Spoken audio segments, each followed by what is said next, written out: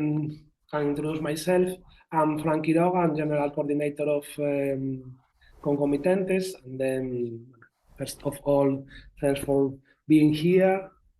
This is a workshop that is how to archive relation, and this is a next step in the European project that is called Art Living Lab for Sustainability, and then was found by the European Commission through Europe Creative Program. And then the idea of this European project was try to create, or no, was, and we are doing, 3 art living labs in 3 spaces, in Belgium, Spain, and France, according to idea of commons. In the case of Belgium, it's about clay commons. In the case of France, it's according to water commons, and the case of Spain is according mountain commons.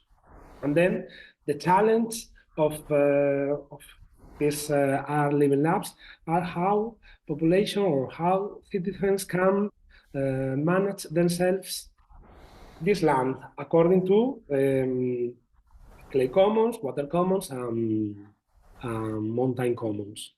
The next step, well, we did these living labs, and then after this participatory process, we create a draft, and the artist has to do a work of artwork according to these commissions of these citizens. And then the idea is we focus on the work of art, but at the end we focus as well in the idea of the relations, because all the time we are involved in relations with this community, and the community, there are a mediator who works with this community, and they express themselves, the desires, the possibilities, and we establish a framework. And in this framework is where community moves according to this process, but all the time we are working with relations, possibilities, with the mayor of this area, with the citizens, with art, and so on. And then for us, what's important, try to focus or point in the idea of the relation. And sometimes we create or we are used about the idea of archive, and then in the traditional way, the idea of archive is try to keep safety object. But the question is, if we can keep an archive of relation, or at least how we can document or say that these relations happen, because they are so important, because at the end, our idea is try to create work of arts, but we want to foster or deep the idea of citizen agency. It's not only the object of this art, and it's true how we can foster or deep the citizen agency. And then for foster the citizen agency, we need to strengthen the relations between all participants and everybody. And then this is why we decide to do this talk, this workshop today, to talk or debate together according to how we can create, or if the idea of archive can be related with participatory process or relations. And then our speaker today is Mick Wilson. He's Professor of Arts in the University of Gothenburg, and he studied about the idea of friendship. And then I think that this is important because in contemporary art centers or projects, because in the case of us, we are not centers, but we are contemporary art projects, we focus in this idea, the relation and friendship, and how we can manage this kind of relations that can be friendship or something else. No? And then this is why we are going to talk with Mick Wilson about this idea. And then I want to say thank you for being here, and because for us it's so important to try to know more deep about these affairs. The idea of this workshop is more or less 1 hour, and then Mick Wilson is going to talk less than 1 hour, and then we are going to open free time to debate everybody. And then Mick, it's your time. Thanks again. Okay, I'm just setting an alarm to make sure that I shut up at the appropriate point. So thank you so much for the invitation to present. So I will start by presenting and then move into a conversation, but I'm hoping that if I say something that doesn't make sense, or if I speak too quickly, as often speakers of English who come from Ireland, we often speak English very fast and we forget that nobody can understand us. So please interrupt if there's something that's not clear, if something I'm saying is not intelligible, but also I welcome any observations or feedback. But the idea is to go from presenting to discussing. And some of what I have to present is doubtless very familiar, but I'm hoping there's some elements in it that might also be new, even for those of you who are already very deeply involved in archival work. So forgive me if I repeat some things that might seem obvious, but I'm trying to unpick a fundamental impulse. What is the desire to archive, and how has it been shaped? So the slides that I'm using, I will email to the hosts, and they can share them with anybody who wants them, just to save you having to chase details like website addresses, etc. Okay, so the archive, and it's notable that since the 1990s, there's been this cultural attention to the question of archive. This is coming from critical studies within the humanities, philosophy, social theory, historiography, but it's also coming from within the domain of cultural production. So many different artists have been preoccupied with the question of the archive, and this term, the archive, indicating a sense of some kind of fundamental institutional form rather than talking about archives. So this motif of the archive signals a cultural preoccupation with an imagined kind of uber institutional form. Like when people say the university, they don't simply mean a particular institution, a particular address. What they mean is a kind of an imagined universal form of the. So this might be a little bit of the problem in assuming that there is a singular paradigm of archive, and let me try and unpack that a little bit. So this is a kind of a classic image of somebody in the archives. You know, there's boxes and boxes and boxes of papers. These papers are no longer circulating in an everyday working environment. They've been taken out of circulation, and they're kind of frozen and taken out of the flow of history to be consulted by experts. So here we have somebody reading a piece of correspondence from the 16th century that's in these one of the oldest German archives, the Prussian Secret State Archives. And this idea of the Secret State Archive is part of an older tradition where the archive was not primarily understood as a resource for writing history, but was understood as an operational space used by the state.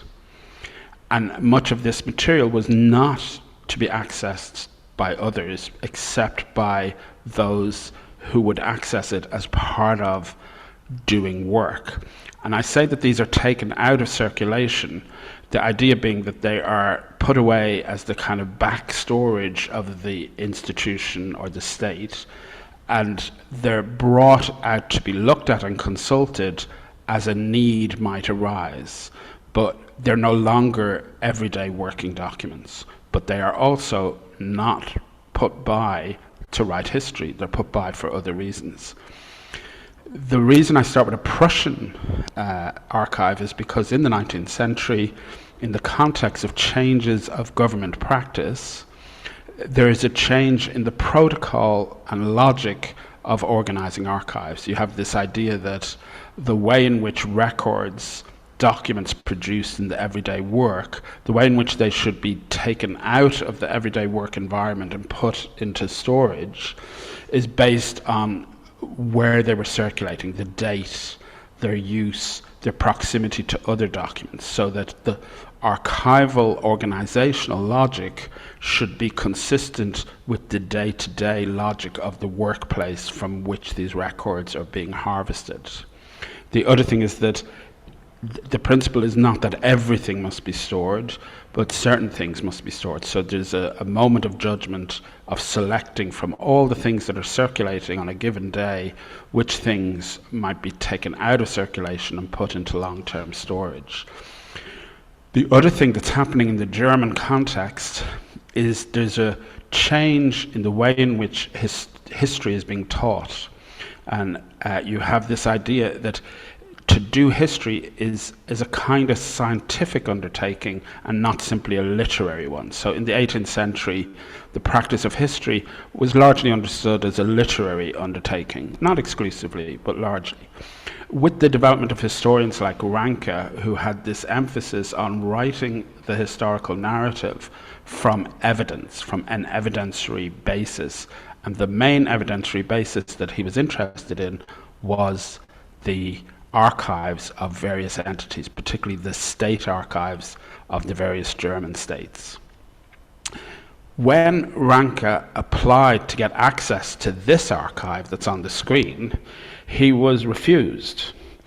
So this celebrated historian, recognized internationally as someone who had introduced the systematic use of archives into historical practice, was denied access.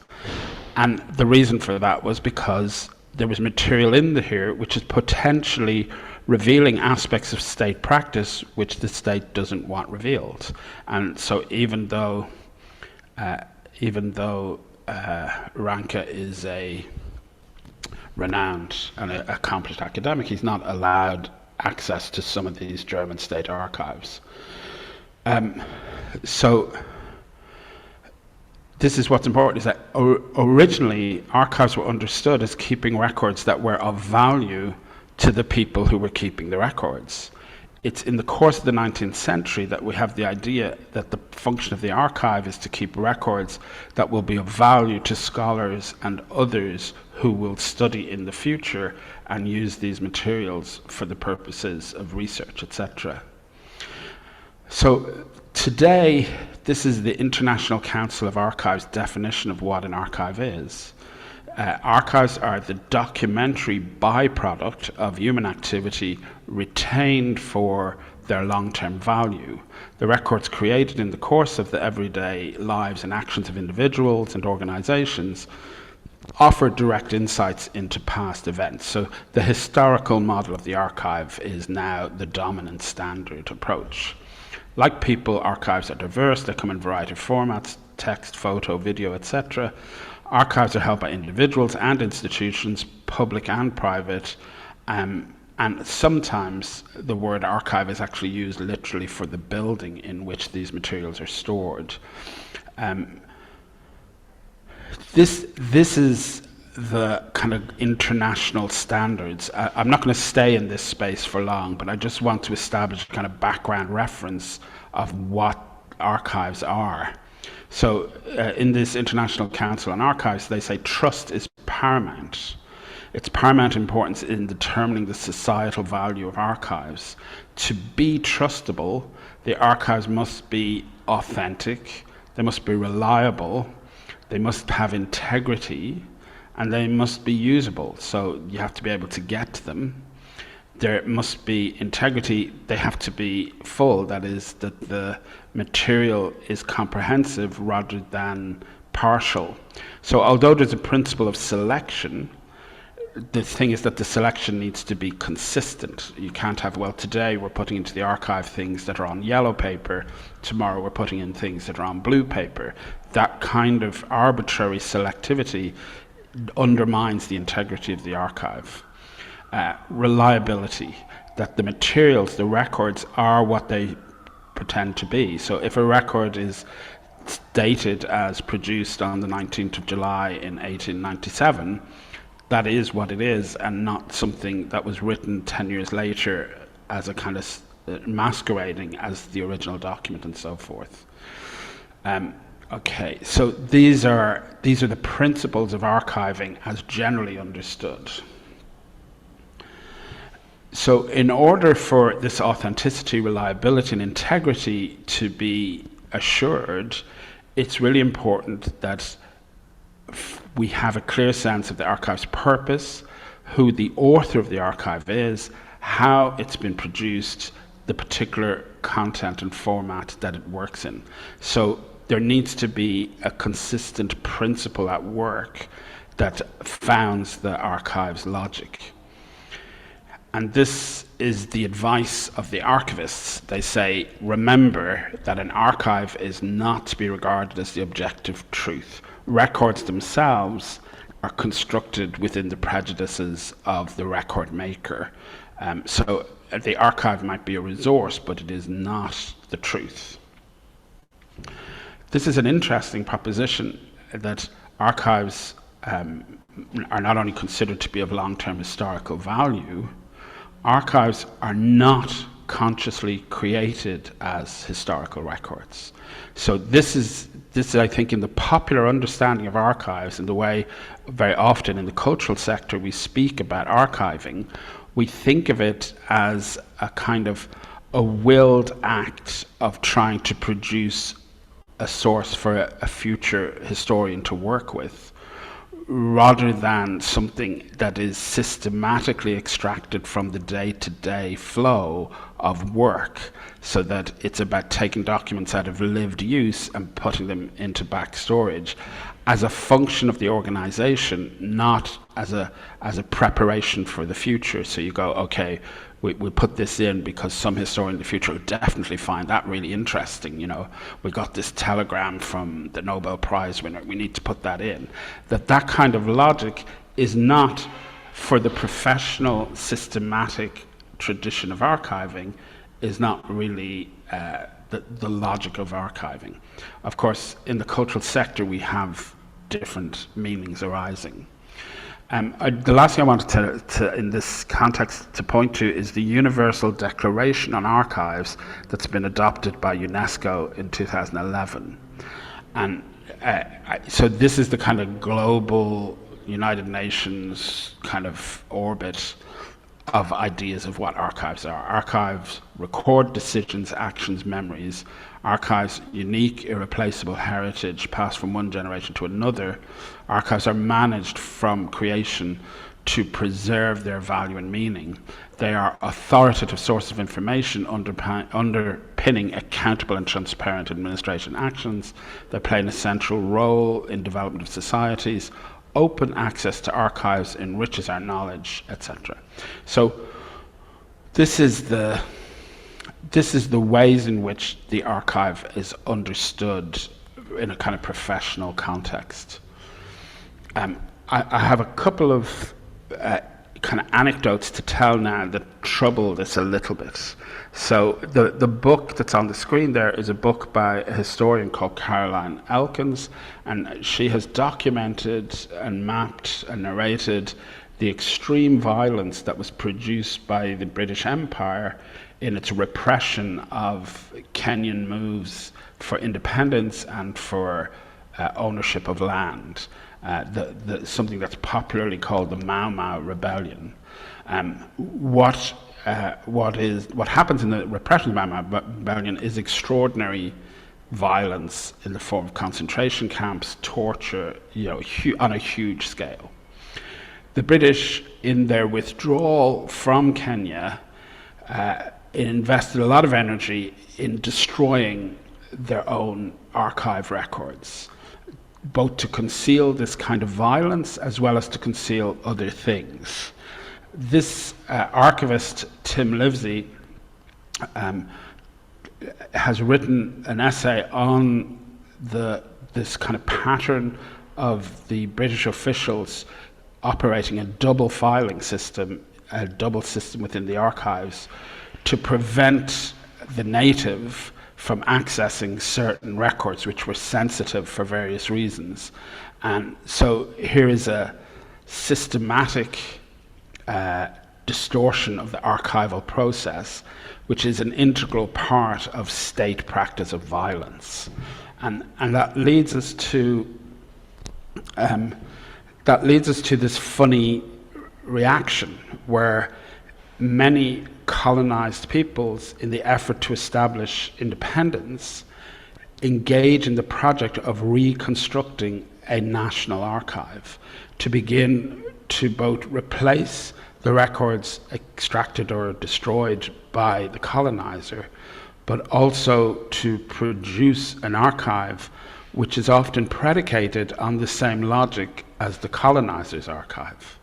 So you have this kind of reverse discourse. And one of the links that was published in the advanced publicity references this decolonizing the archive, Black Memory, African Futures we came to build. So here we have a kind of archiving project which is about linking together a number of different archiving initiatives, such as the South African History Archive, where there's an attempt to construct the archive as a basis of resistance. It begins in the 1980s and is attached to various entities like the ANC and other organizations that are resisting apartheid and seeking independence for the racialized minorities. Racialized majorities, the excluded from the system. So this is an ongoing process of constructing archive as part of a liberation process.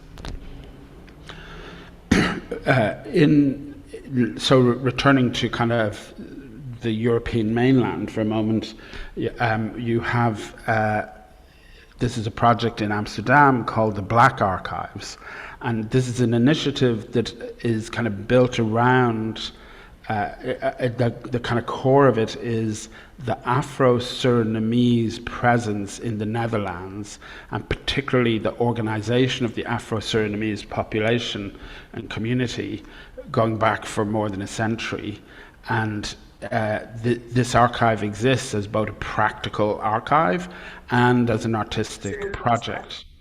So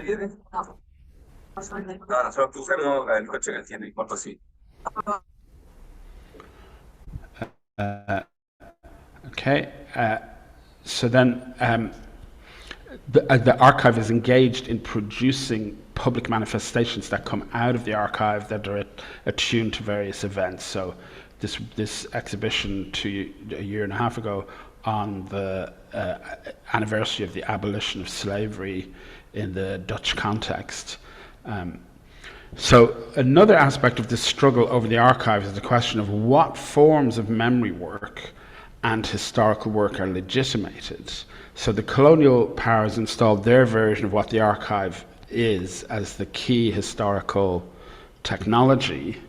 But if we think of the archive as a technique of historical and memory work, we can see it existing in tension with other models. So what you're looking at here is a group of people in the Great Lakes area who are harvesting the wild rice that grows there. And for this community, the wild rice that grows on the lakes is of huge kind of symbolic, cultural, spiritual significance. It's like a fundamental part of the community's identity. And here we have a kind of an image from many decades ago of somebody harvesting this rice using this traditional mechanism with these two sticks. So the group is the Anishinaabe or Chippewa people, and the reason I'm mentioning this is because of a court case that happened many decades ago where the federal agents that were in control of this nature reserve were trying to set the limits on when the rice could be harvested, whereas there was a historical agreement between the native peoples on that they would always have control of the rice harvest and they would determine when it happens and so forth. So there's a court case where the federal government is being sued by the native peoples for their right to determine this date. And one of the witnesses in the court starts to speak about how when he was a child, he had heard from an elder of the community about the agreement that had been made and that he had witnessed the agreement. But this was a verbal agreement and he was giving his testimony based on an oral tradition. And so the judge says, well, sorry, but dead man's words can't count. They're not admissible in the court. Your testimony is invalid. And so the person who was testifying, a man called Charles Albert, he said, but look at all these books and these dead white men, you accord them legitimacy and they can speak in the court, but I, who speak on what I saw firsthand and heard with my own ears, that is not given legitimacy. So here we have a classic kind of standoff between a form of memory work that's legitimated because it's textually inscribed, it's written down, and a form of memory work that's based on oral transmission. And it is the hierarchy is that the transmission that's written down has authority and the oral transmission doesn't. In terms of the longest standing historical source of information that we have in the world, it is thought to be among the native communities of Australia, the originary communities of Australia, have oral traditions which cover an arc of between 30 and 60,000 years. So the information that's coded within these oral traditions has been verified by contemporary geographers and geologists and other scientists in terms of mapping a knowledge of the landscape which has been verified through contemporary mappings of the land. So on an objective basis, we would say the longest, most effective transmission known to human communities is oral. And the longest transmission by writing that we have is possibly in the region of 8 to 10,000 years or so. So there's a kind of contestation of which technology is legitimate. So the archive has become an image to think about memory work and historical material in general. But we have in the contemporary art field this archive image being modified and played with and used in different ways. And I'm just going to use one example, which is the Edible Archives project. So the Edible Archives is a collective and a commercial venture. It is a restaurant in Western India, but it is also an artistic practice, and the collective presented their work in the context of the Kochi Biennial in 2019, and here's their understanding of what they're doing. So the project, 4 women chefs who bring reflection, politics and pleasure back into food. One of their key preoccupations is rice and the vast variety of traditional practices of rice cultivation and of rice seed strains, rice varietals.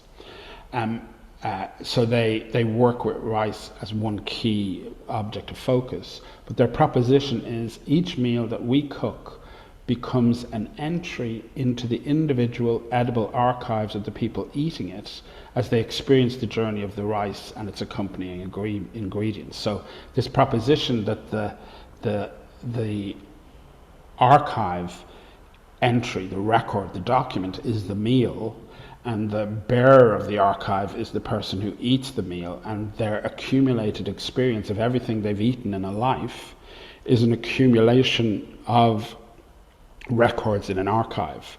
And I mean, this approach is not just a surface metaphor. There's quite a profound work being done in terms of their investigation into traditions of rice cultivation and different rice cultivars.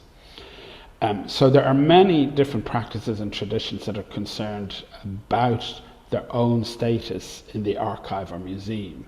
So, for example, performance art, a very fugitive practice, there's been a huge amount of work put into trying to find ways to record and archive performance art practices. This is a blog that's itemizing some different examples. There's a much longer list on the blog than this. I just took the top of it.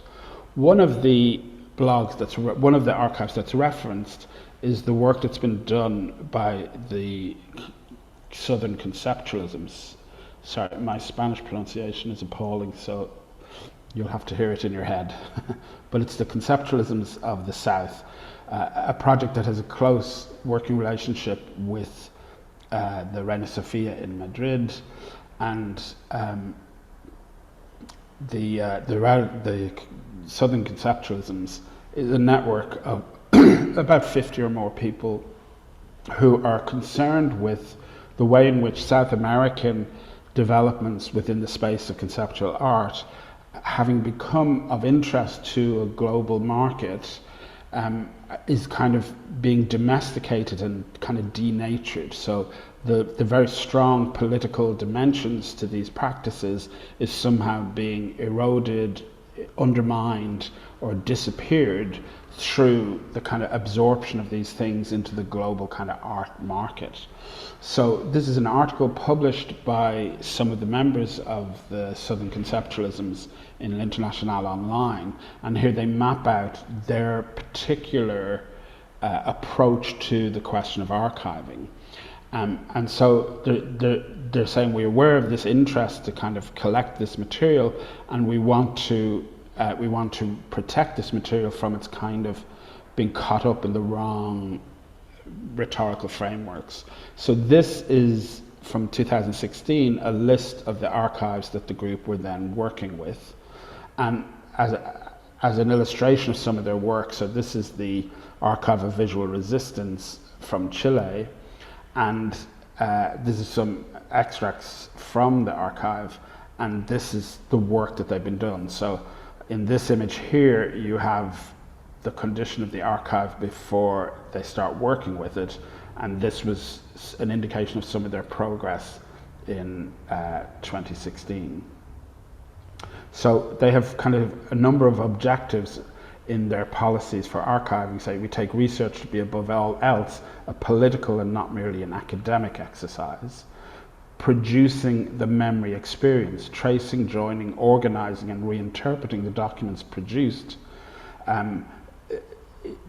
These tasks, by their very nature, only enable access to formal outward appearances and common representations. So we want to unblock the interrupted critical power of the material in the archive. So there's a need to confront the memory.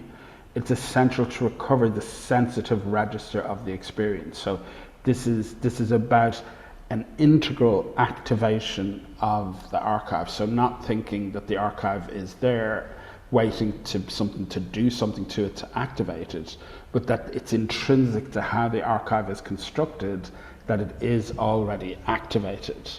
And part of this also then brings with it experimentation, that the ways to work with the archive are not fixed and established, but there is a space of invention in how one works with it.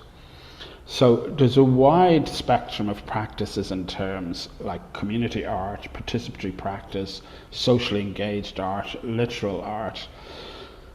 All of these are not the same, but broadly what is consistent across them is there's some concern for the question of relationship within the production, dissemination, distribution of artistic works.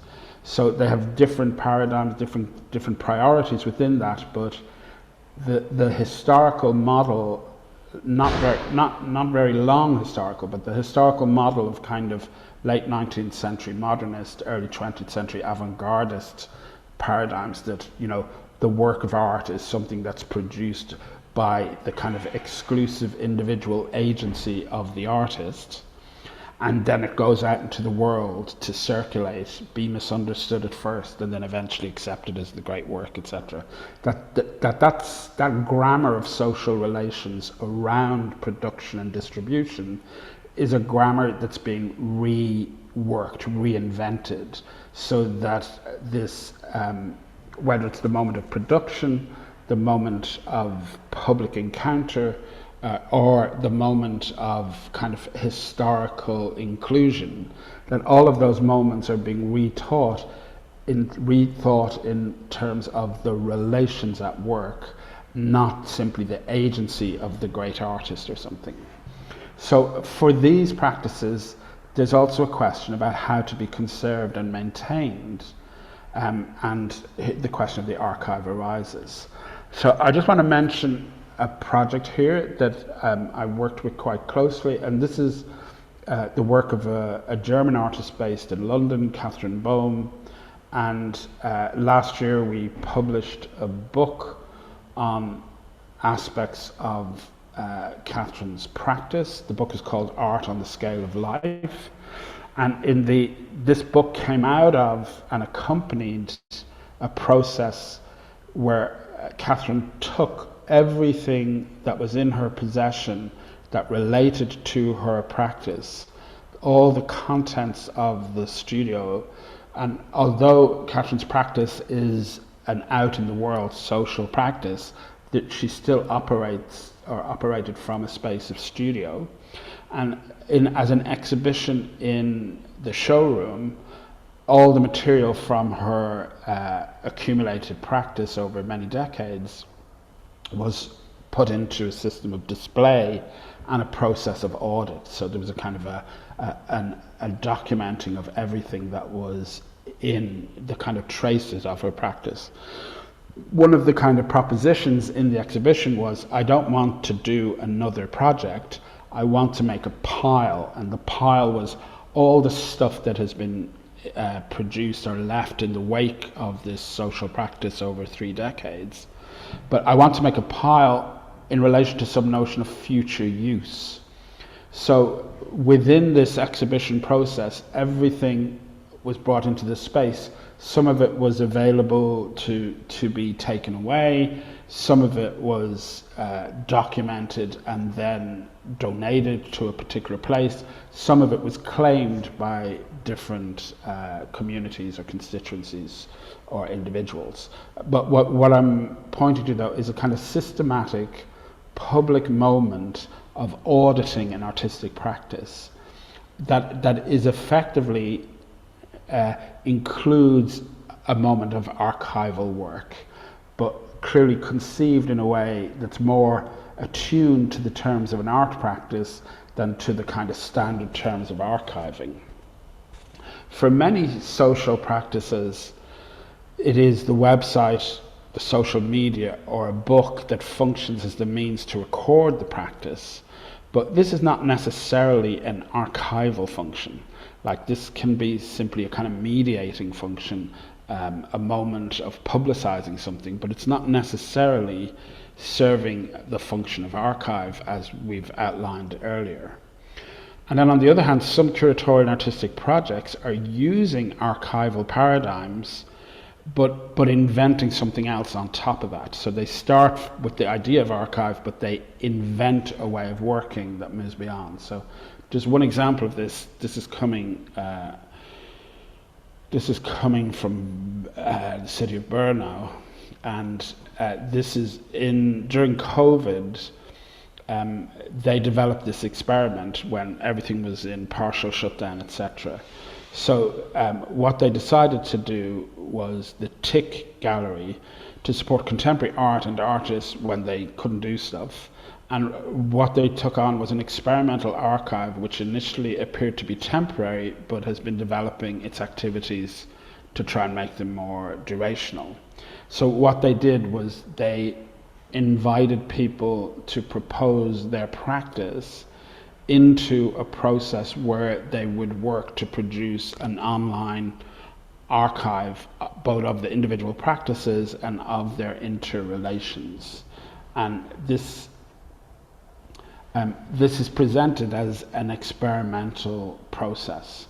So it's a curatorial experiment in dealing with a kind of digital mediation of practices, but also with an idea of the long-term duration, the long-term durability of that collection. But just, I thought it was interesting to notice some of their questions. What requirements can the institution impose upon people supported or to co-produce a work of art?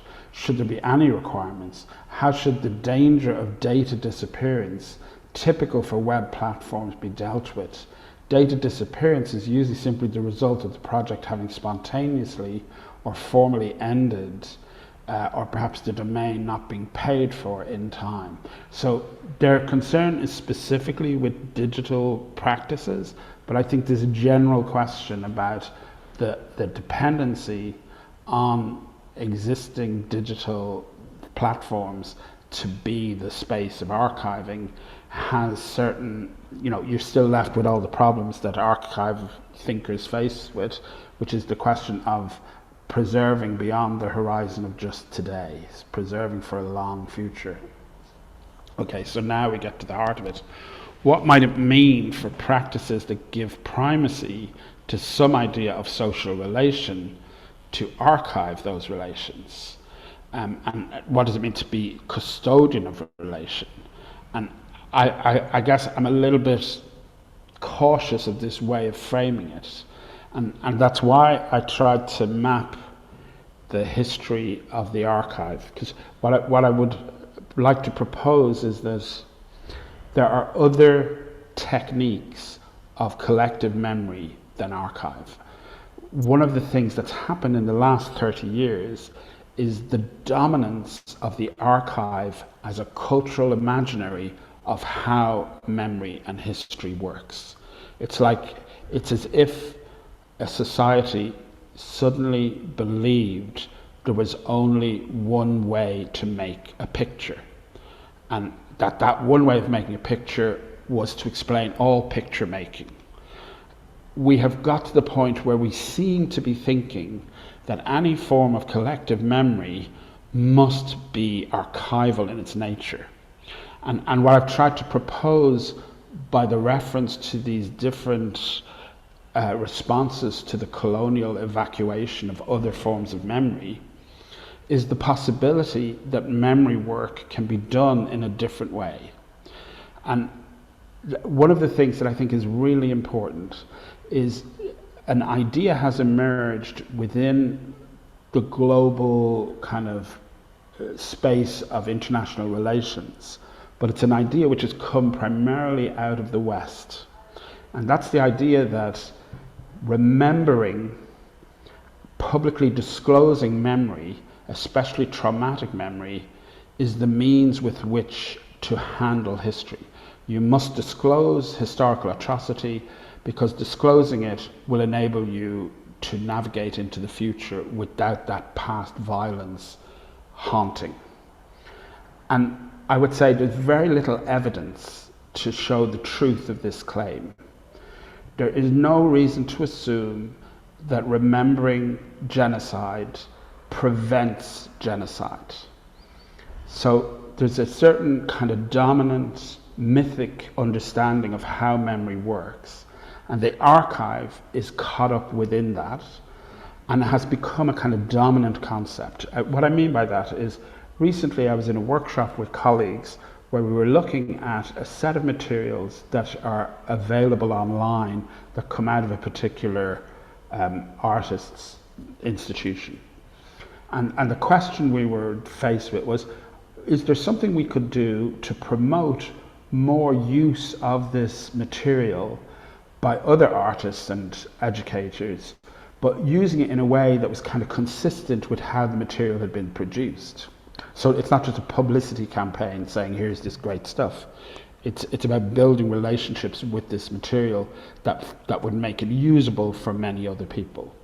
In the workshop, we stuck on this point where a lot of people kept talking about was the archive, the archive, the archive. And at a certain point I said, could we stop for 90 minutes and just not use that word and talk about this proposition that there's material in the public domain, how could we get it more used?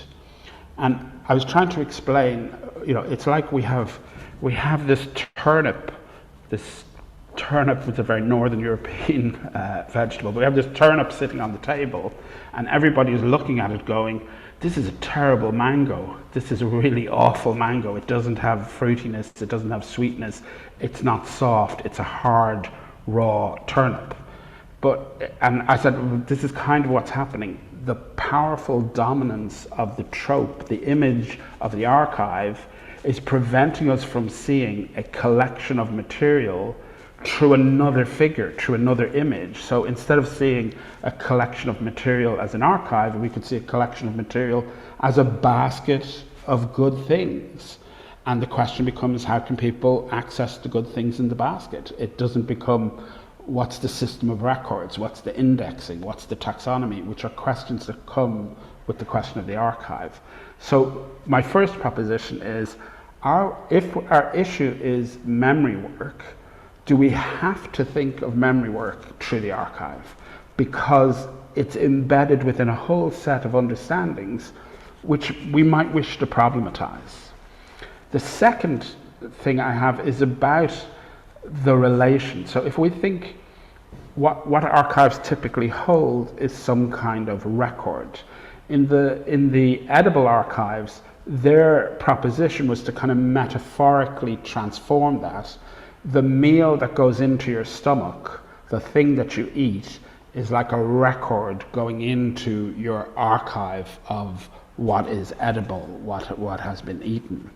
And so they use the idea, well, the record is translated into the meal, but it's a metaphorical equivalence, not a literal one. It's not saying that the meal functions like a written document or a photograph or something like that. It's not its durability is psychic. It's the memory of the meal. It's what I experienced, not a physical artifact stored in some kind of storage repository.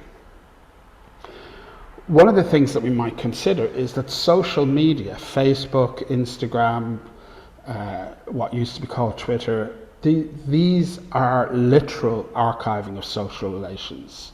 So it has often been mentioned that one of the biggest challenges that the secret services, the domestic espionage in the former Soviet spaces, one of the biggest challenges that those espionage systems faced was understanding the long-term social relations. So that you might be following somebody day after day, you've done it for maybe 3 years, and then one day they're in a market and they meet somebody, they hug each other, they have a really kind of warm exchange, they talk, and then they separate. And this is a meeting of two 50-year-old men who last saw each other when they were 20 years old and they went to the same summer camp for a few weeks, but they became close, but they haven't interacted so much in the last 30 years. And now there's this spontaneous encounter in the street. For those conducting social surveillance, it wasn't possible to work that out. You couldn't find out the relation without revealing yourself. You would have to go and talk. You risk exposing the surveillance by trying to answer the question, what is the relationship between these two men who met in the market, hugged each other and exchanged warm greetings, who haven't met in the last 2 years while we've been following them? Today, the answer to those questions is not just accessible, but it's almost forced upon us, because social media, it provides an index and mapping of these relations. Not only does it do that, but it does it in a way that has been aggressively harvested by the network providers and is being used to modify behavior. This is all out matter of record. And this has prompted the regulation of these data systems. So we have the General Data Protection Regulation, which is trying to put some kind of curb on data harvesting. One of the things that's an unfortunate consequence of the GDPR is that it affects the work of non-predatory agents. So a cultural provider that organizes an event and wants to take photographs of people in the room attending the event, keep a mailing address list so people could be invited to future events, this has to be based on consent.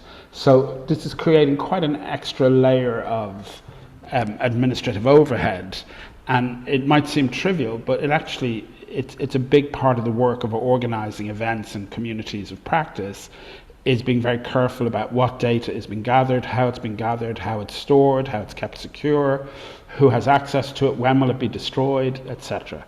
So on the first thing I'm saying is social media is precisely a form of archiving a particular mode of social relation.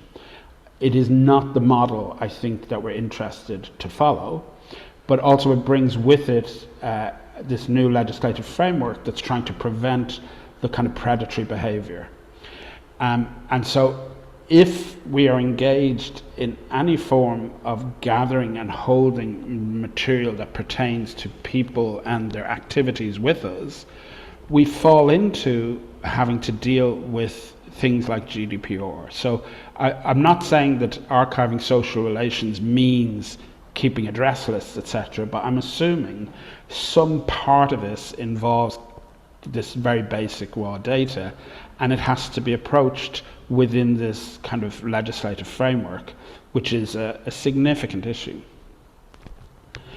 But if we were to think about not archiving of relation, but rather relations of archive, if we flip the phrase around, maybe we could start to build a different paradigm where we think if a practice is premised on the agency, not of an audience or a spectator, but the agency of co-producers, well then it would seem logical that the archival process itself is similarly constructed. It's about that rather than archiving relations, the relations we are interested in are the relations that we would set in play in producing the archive. But I think before we can really unpack what that means, it means being clear about what are we signaling with this term archive? Are we signaling memory work, history, formal record, or are we signaling something else about the durability of the relations that emerge within a process? So that if we take an artist like Janne van Heeswijk, Dutch-based artist working all over the world, but in some of her projects she might end up working with a community for an arc of maybe 20 years. The Freehouse project in Rotterdam has been going on since the 1990s, early 2000s. So there's a long-term set of relationships that constitute that project. And I would suggest that rather than having a record filed in a filing cabinet, in a way the project itself is its own archive. It is its own, all the participants, all their understandings and memories of their experience, all of their sense of their agency is part of how the project exists and how it endures. And it's, in a sense, I would propose there's no necessity to distinguish between the project and its archive because of the durability of the relations. But in other projects, the duration might be 5 years. And so, for example, the Blue House project, a beautiful project in Amsterdam, in Eiburg, in the late 2000s, 2005 to 9 or something like that. In that project, there was a huge network of relations constituted both within local residents and further afield. And the question of like, well, how do those relations become recorded in some way for the future, if that's what we mean by archive. But I suspect we might not be strictly thinking of archive in a systematic way, but rather thinking of how do relations that are initiated within social practice, how do those relationships have durability beyond the horizon of the project? So a kind of ethical question about if one initiates relationship, how does one maintain the relationship beyond the horizon of a particular project? But there's also this other perspective which would say, how do you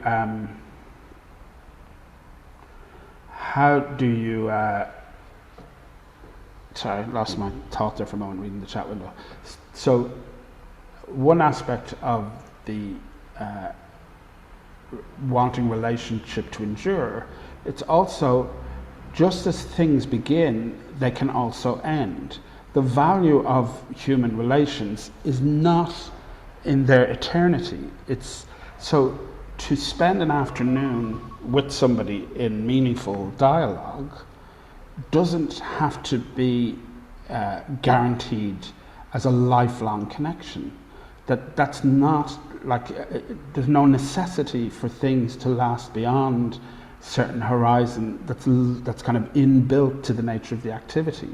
So I basically am very suspicious of this massive turn to memory. You know, something like 90% of the world's museums have come into existence since the Second World War. We are in the middle of a weird cultural reflex of memory and history, which is not necessarily preventing us from massively multiplying atrocity. And we are approaching things almost like we're losing the capacity to meaningfully forget. So a caution about this, but staying with the kind of practical level of I've engaged, entered into a set of relations, a project has produced a community around it, and those relationships, do they need to be recorded for the future, or do those relationships need to be in some way honoured into the future? And so I think it's key to think about maybe what we're talking about. If it's memory work, how do we remember all that the memory work should be authored in the same way in which the project is authored, through the relationships, not a job done to people, but a job done with people and with their agency. If we're talking about something else, like the question of the ethical obligation to durable connection in the wake of the completion of a project, well then I think maybe I would suggest it might be helpful not to use the paradigm archive, but to use something else where we're talking about ethics of relation. But I think this is where I would like to move from me presenting to maybe a conversation, because I'm sure you have some ideas and perspectives on what could be done here. I want to finish with one last image though, which is, this is a project work being done in the Netherlands also. It is very interesting. The Netherlands has a very prominent history in the kind of practice of archiving. So one of the late 19th century formulations of the archiving task as a scientific role comes out of the Netherlands, but also there's a cluster of cultural archiving projects that are located there at the moment, including a European initiative to join up a whole range of cultural archives and so forth. So this project, Archival Consciousness, is also something that is based in the Netherlands. But this is an artistic practice that is engaged in experiments in archival practice. So I'm thinking, in terms of the resources that we can draw upon, we have artistic and curatorial practices of experimental play with the archive. We have a remarkable kind of explosion of scholarship around what archives are, what they do and how they work. And we also have a kind of, with the discourses on the decolonial and so forth, we also have a kind of an enormous range of political work that's been done on the question of memory and on the nature of institution. So I would be interested if we could talk a little bit about what is the purpose that we're trying to address here in terms of relations? Is it to have a documentary record of the relations that have been established, or is it something else? And I guess there's probably a few different perspectives on it, but it would be interesting to get a sense from the room of what you see as the priorities. Have I given you all a headache? Thank you very much, because I was thinking about the idea, because at the end, thanks for the talk. It's very interesting for us, because sometimes I think that in the case of new patrons, we do piece of art, but I think that we do anything else, and then at least being more conscious about what we do. That we strengthen the relations, and thanks to the idea of maybe the relations of archive can give us that we do something else, that we create, maybe not art, but at least we encourage that people can do relations between themselves, and this is, for me, this is so important, because at the end we strengthen the mutual networks between inhabitants, and this is important for communities, be more powerful between us, and then at least get more conscience. Is very important. And I don't know if somebody wants to ask something, because in the practice of new patrons we have some examples of archives, or maybe another people want to ask something.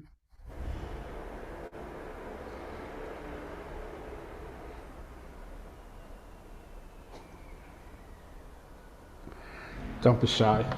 Yeah. Yes, Yeah. there is.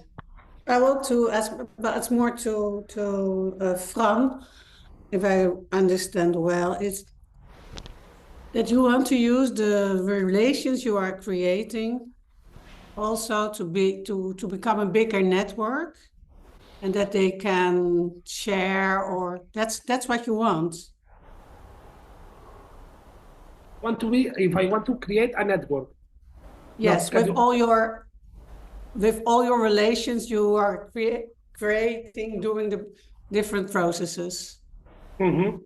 Yeah? Yes. For instance, I remember with one project, it was 5 years ago. And then thanks to this project, time later, I saw that between everybody who was involved in this project, we share at least 50,000 euro between exchange, economical exchange between the people who was involved in this project. Because at least I think that we are like a slow innovation. No, we meet, we discuss. I understand this, and my remark is, and that's maybe because we are working here for 24 years, and we have a list of the people who were there from the beginning. But like archives, it's time related. Of course, when you work 5 years, you can still bring the people together. But when we are writing our relations from 25 years ago, a lot of people are even dead. Know what I mean? It's time related what you are doing. And archives are time related also. Maybe somebody else could say something about that. How do you, Mike, how can you relate to this, what I'm saying?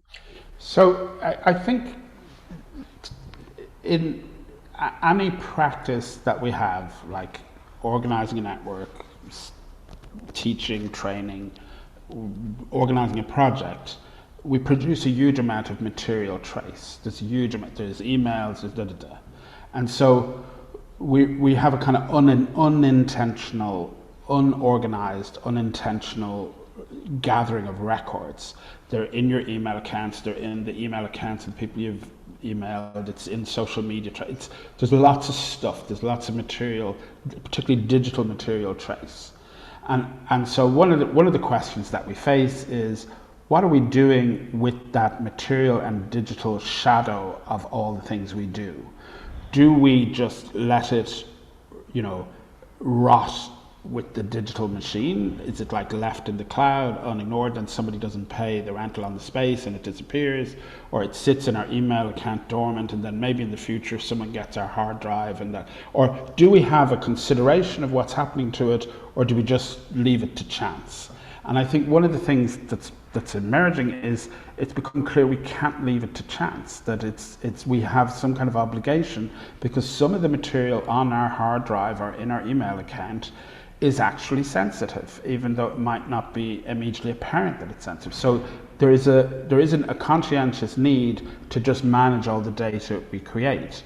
But that's coming from the kind of bottom up. If we come at it from this other question about, in a practice that's engaged with multiple forms of relationship, is there something that we should be doing in terms of conserving a knowledge of these relations? Is there? And I think it's a question. I don't think it's a obviously yes or no. I think it's a question. But say if you do spend 10 years in building an extraordinarily rich, complex set of relationships within a community, engaged in a process of commissioning or whatever, what happens in the wake of that? I mean, I know with the long tradition of the practice of the new commissioners that you have ways of entry and ways of exit, ways of initiation, ways of conclusion.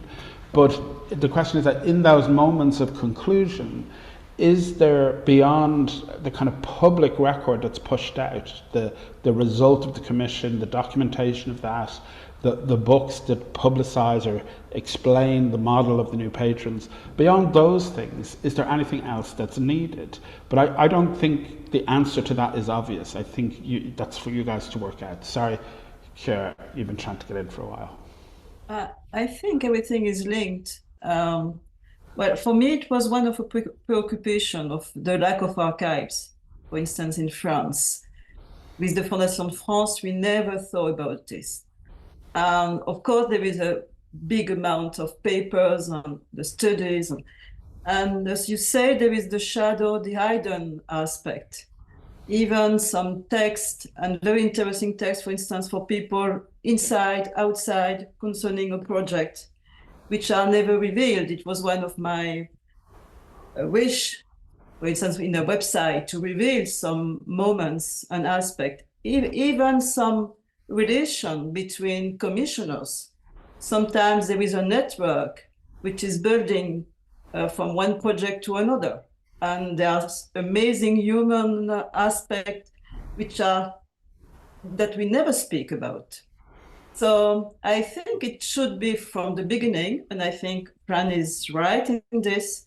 It's something we really have to consider, and of course take time to, like a curator or a conservator, to really save regularly some aspect that they will be lost, totally lost.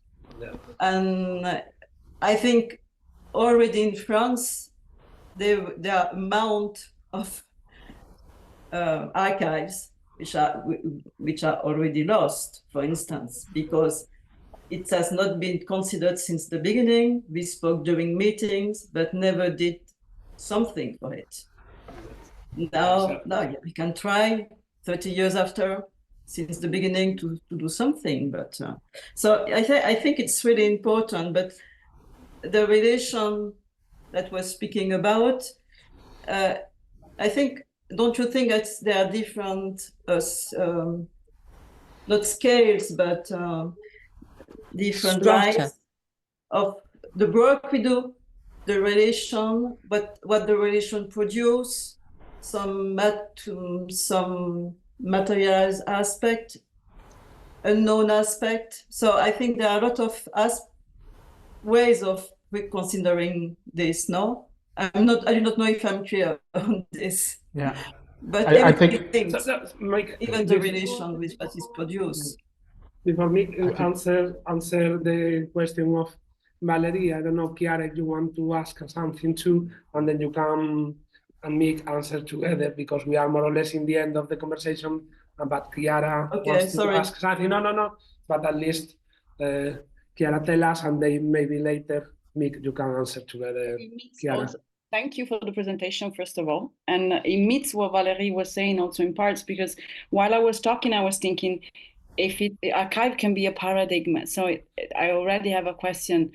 Is it as a representation of the word? Is it a point of view or is it a tool? Because if it is if we see everything can be archived, of course, and everything we do, especially with the data collecting that exists now, against our will, as you say, everything. And so if artificial intelligence could index in keywords everything that we do, then we could have an archive of everything and get back like when you search in your email, and then it becomes alive, of course. So a living archive, because as you were saying, Valerie, there's a lot of material. Those days in this project, I'm working on a toolkit, and this archiving idea, it's really coming into the conversation because I'm going to search all the project website, web pages that are in our archive as a website, to make it alive in another conversation where we're explaining to people what we do and indexing it in another way.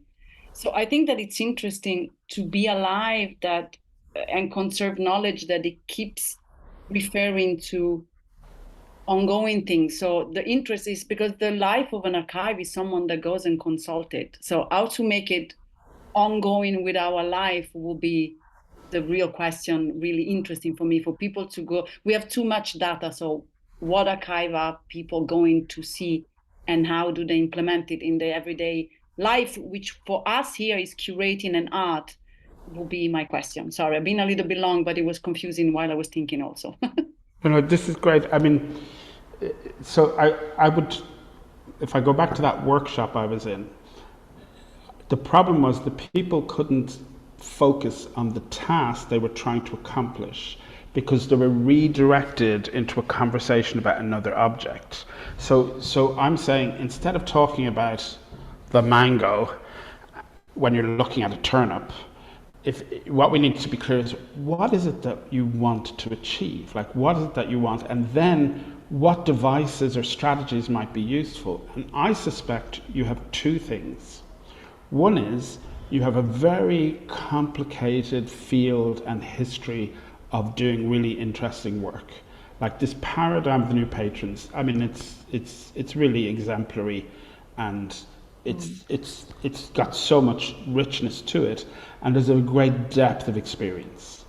So there's the question of how well known is the model beyond.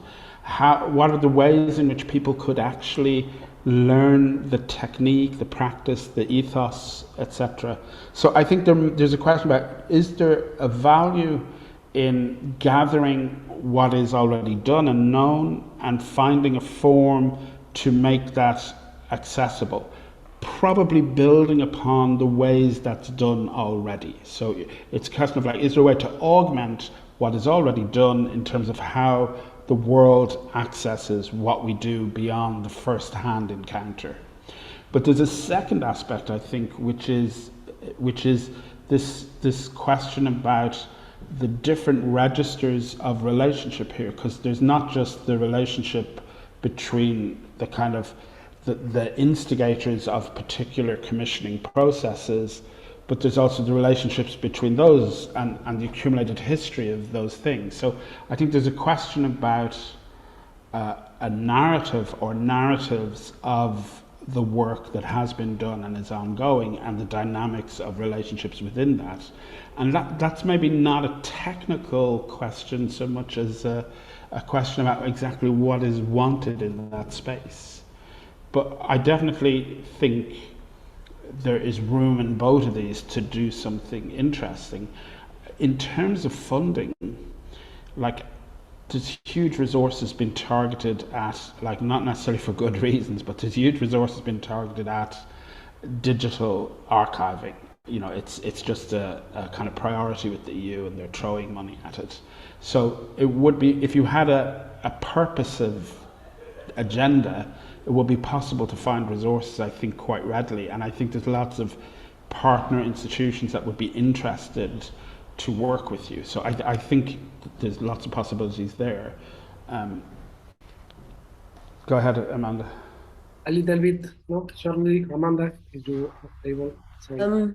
Sorry, I just wanted to thank you. I just wanted to throw in a sort of little final thought, which I think also connects to some of Fran's ideas, is that New Patrons projects are human beings. You know, we are human beings around the table. And I think Therese is going to do this, but we are going to do this as part of our 30th anniversary 25th years of New Patrons, is we're going to invite everybody, and some other organizations have done this. Eternal Network did this, a kind of New Patrons ball where we invite everybody to come together, and we'll see. Obviously, we've lost a few people along the way, and we won't get all the artists, but we're going to give it a go. And I think, Therese, I think you said the other day, no, somebody else was going to do this idea. And I think we need to also think about how we, you know, these are humans, and how we can also archive some of their experiences. And we also have this fantasy that, you know, when they meet, they will also understand that they're part of a big scheme. You know, they've all shared a project, even if the project is different. So we're thinking about that at the moment, how we might do this. And otherwise, to go back to the national organization in France, we are very much thinking about what we're going to do with all these archives. And it's one of our main research issues at the moment. And I think, yeah, we haven't found the solution yet. I would just like to extend an invitation to you. So, as I mentioned, we have this program that runs every year. It starts in January, finishes in December. We work with somewhere between 20 and 30 people. They come from all over Europe and beyond. And it would be really great if we could have a conversation with different aspects of New Patrons, like different players in your grouping, about the practice, but also about this particular question, about how you are approaching this question, how it arises for you, how you approach it. It would be a really interesting dialogue for us as researchers and educators with a particular interest in forms of public art commissioning that are, you know, beyond the kind of standard state models of parachuting stuff in on people and, you know. But so I'm sincere in saying it would be great if we could have both online and physical encounter. I mean, we go to different parts of, so next year we're going to Lisbon, we're going to Bucharest, we'll go to Riga, and we'll go to Gothenburg. But in the following year we go to Brussels, and we, you know, so we move around. So we could meet in person within a city that's useful for you, but also we can do some stuff online. I mean, I'll write this to you following up, but really would love an opportunity for our students to learn about your practice firsthand. We used the book that came out, I think it's 2 years ago, the little pocket book, and it's been really valuable. But to get a conversation with you guys would be huge for us. So sorry, you invited me in, and I'm trying to. No. It's nice. Nice invitation between every us. We should end the talk, but we know that it's not easy. We don't have an easy answer about that, because if we focus that the center of is the everyday life, and in the everyday life there are a lot of relations, there are a lot of questions, there are a lot of debates, there are a lot of conversations, there are a lot of relations, and then this is not easy to try to record all or what we need to keep for the future. But anyway, we need to think that in the middle of this process, there are a lot of questions that are so important, because the everyday life maybe is the most important question, than not a piece of art or something so important. Maybe it's in the everyday life where there are things that are so important. And then, Mick, thanks again. Was very nice. Thank you for the invitation. Yes, and thanks to everybody. You know, you have the Art Living Lab .ua more information. We are going to send an evaluation form, and then we are going to send as well some notes about the talk of today. And again, thanks to everybody. Thank you so Bye. much. Bye bye. Thank Bye-bye. you. See you. Bye. Bye. Bye bye. Thank you. Bye. Thank you.